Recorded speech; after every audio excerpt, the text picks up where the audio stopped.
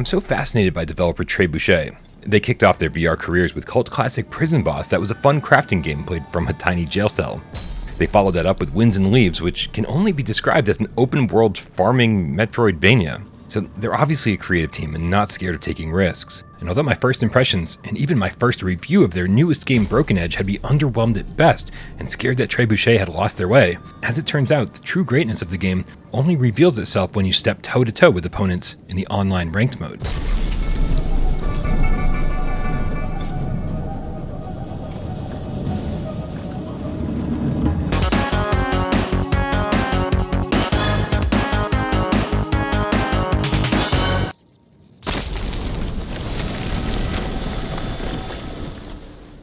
Don't get me wrong, I actually like the concept behind Broken Edge, and bear with me here, it's not actual sword fighting or fencing, despite the fact that all characters do hold swords. Because games aren't won by blocking, parrying, or attacking. You can do all of those things and they help you out, but games are mostly won by breaking your opponent's sword. The problem is that both your opponent's sword and your sword will break at the point of impact. So your goal is to poke as close to the base of their sword as possible with just the tip of yours.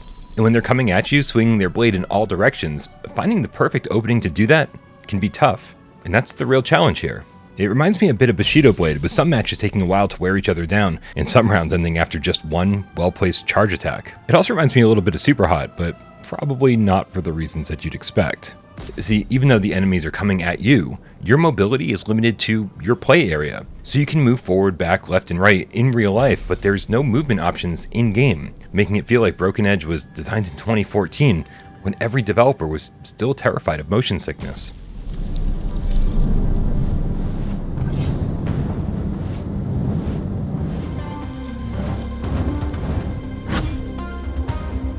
I guarantee that the first time you encounter Broken Edge's menus, you'll have no idea what the developers were thinking. It's kind of a mess. But it all does make sense eventually, especially once you realize that each playable character not only has their own set of weapons, but that there's also a set of special moves that each character executes differently. Which means that before you pick any new character to play with, you'll want to go through the training dojo. This will teach you how to power up your sword for stronger attacks, how to create protective shields, and how to recharge your sword once it breaks. These are all essential techniques to learn if you want to beat the single-player campaign, or compete with your friends online.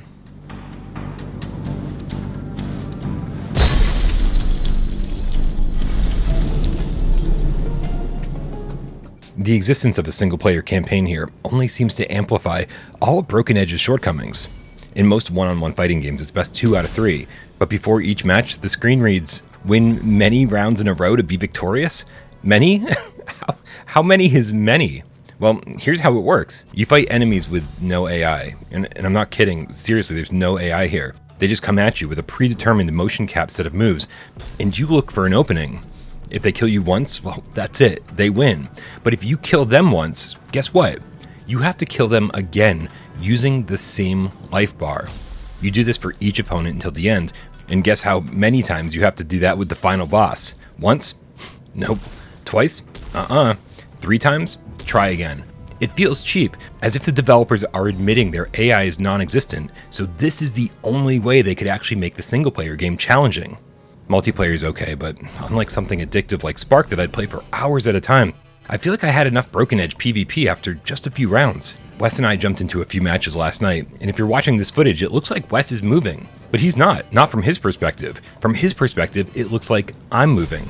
He's standing still, and I'm standing still, and the game is making it look like the opponent is moving. It's bonkers, although I did find it interesting that multiple people can join your lobby, and anyone other than the 2 fighters will enter a spectator mode to watch the battle go down.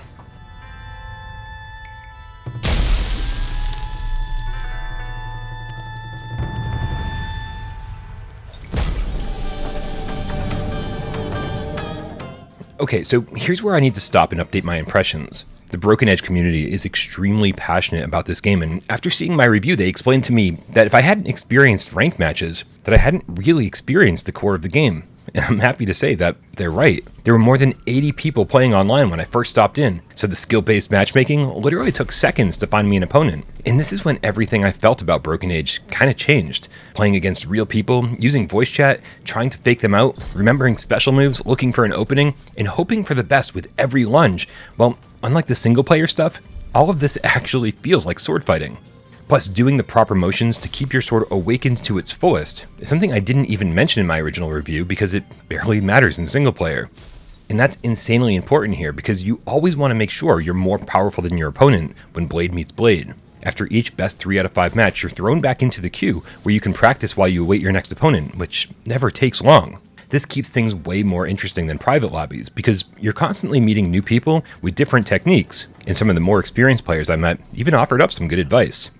I will say that now that I have more of an interest in Broken Edge, I wish each of the characters had more special moves, and maybe even a few unique moves per character, but it does seem like the developers are listening to the community, so hopefully we'll see even more additions to the game in the future.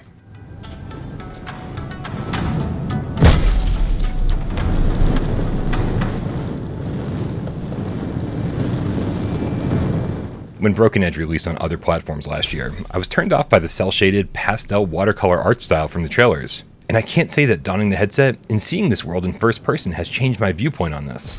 Some of the backgrounds are comically simple, and the resolution, which for a game like this should be firing on all cylinders, simply isn't as sharp as it should be. Luckily, the music, sound effects, and haptics help soften the disappointing visuals a little bit.